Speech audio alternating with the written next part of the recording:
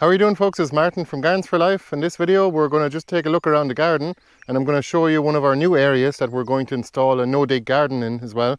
We just removed some of the plastic from our nursery belt where we used to keep basically plants in pots, but I'm kind of getting sick and tired of keeping plants in pots, especially for long periods of time, because it's just too much maintenance. Never mind watering them in the summer, that's not even the big issue. It's just more about keeping them weed free.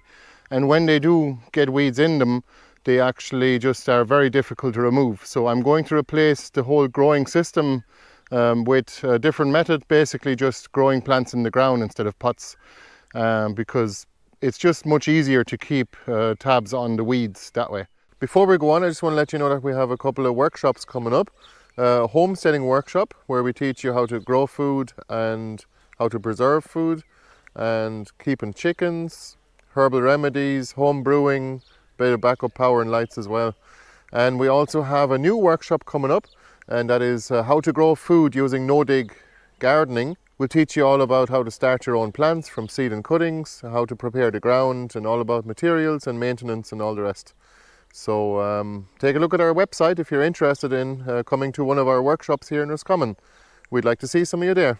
So we're going to be installing a new little bit of a no-dig garden around our woodchip island. For those of you who haven't seen it before, it's right behind me here. It's the first garden we actually implemented here on our site, and we did a strip of black plastic all around it, maybe about 4 to 5 meters wide. And you can see I've already removed the plastic here, and it's looking really good. Granted, this plastic has been here for about 3 years now, and of course that will have smothered anything at all underneath, even perennials. But you can see it is looking really good. And we're going to just dump compost on top using a front loader, and I'm going to rake it out. And this is going to be part of our no-dig online course as one of the lessons as well, how to apply the compost. But we'll try to put out a video before we get this done and after as well. So we'll let you know, and keep an eye on our YouTube channel and Odyssey and Rumble, of course. And yeah, so we're hoping to grow lots of plants here, and also perhaps a bit of food as well. Mainly just plants just to grow them out or grow them on until the end of the season, and then dig them up bare root. And this is about 30 square meters. So it's about 4 by 7-ish meters, 7.5. And it's about a third of the size of a standard UK allotment plot, I believe. Well, let me just show you the compost now. I said I don't really want to be doing too much cutting and editing in this video because I don't really have the time to be at that. But I'm going to put this video out tomorrow, so that's Saturday, and I'm going to put out another video another day, maybe next week, and showing you the results. You can see here, this is the compost. It's been here since September or October, and once you get into the middle of the pile, like, you get fairly crumbly stuff already. I'm sure, let me go to a different spot.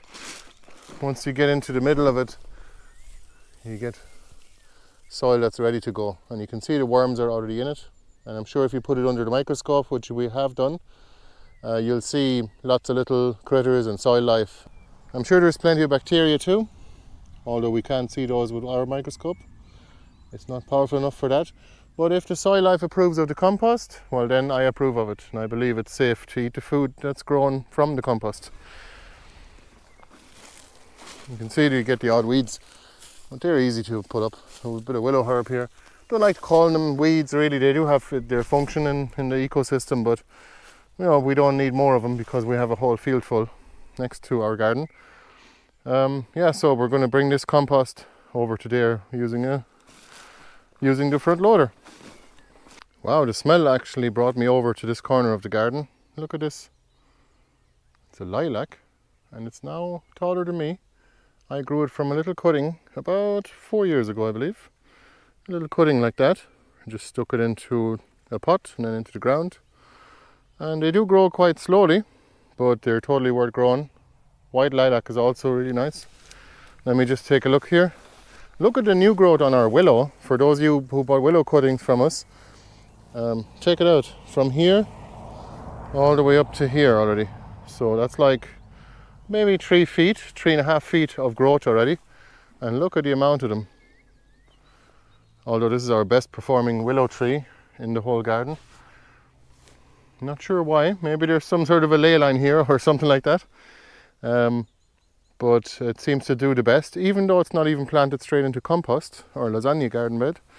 You can see here we have a little bit of a willow arch that needs to be connected up, but nevertheless it's there to be done. And we have a few more willows planted right there. All of our other willows here have come on fairly well, considering they haven't been mulched yet.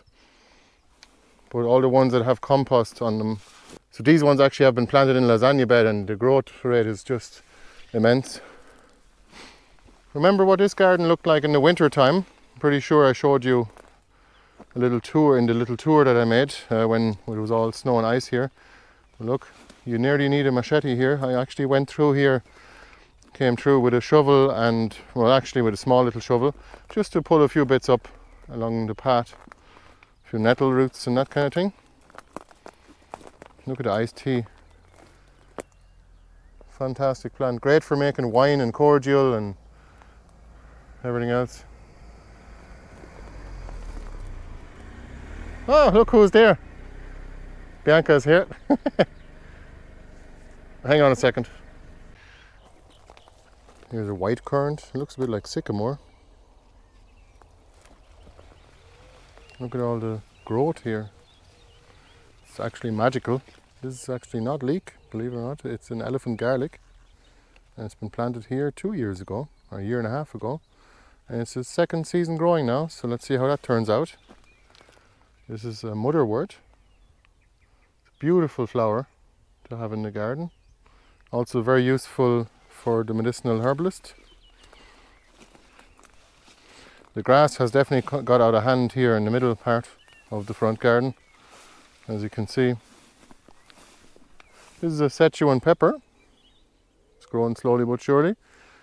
Going to mulch it actually, and we're going to cover these grasses again with a bit of plastic, or perhaps with a bit of cardboard and wood chips.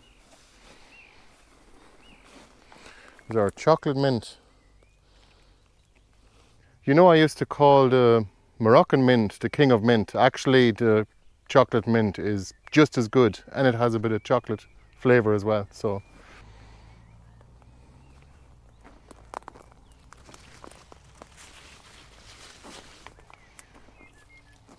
just to finish off this video, we're just going to walk here real quick and take a look at the garden. Look at all the garlic here, and the curly willows, aren't they beautiful?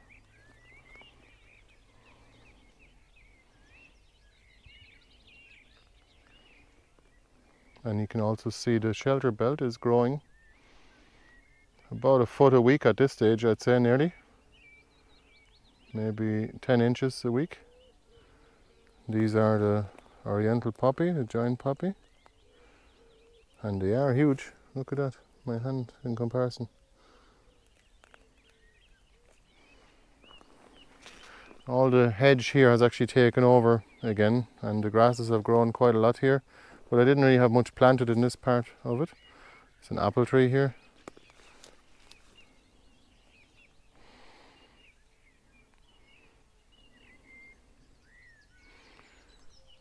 And for those of you who bought some of those burgundy cuttings with the yellow and maroon eyes, this is what it looks like in the summer.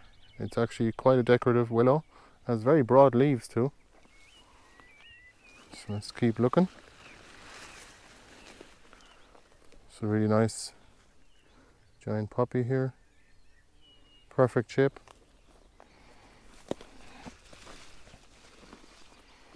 And the giant poppies, those ones, the oriental ones, they're super hardy, and they've never failed us. They've never died back, or they've always come back after the winter, no matter how harsh the winter was. You can see these are raspberries.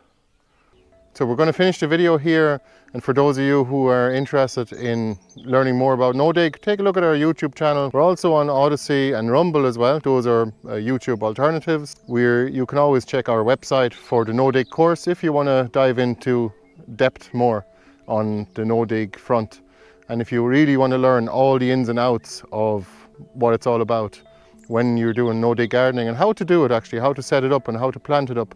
We'll put out another video next week, most likely, on the results of our little garden here that you saw earlier in the video. And yeah, take a look at our pizza garden compilation. I'll put a link below or at the end of this video if you're on YouTube. Okay, I'll see you the next time. Bye bye. Thanks for watching.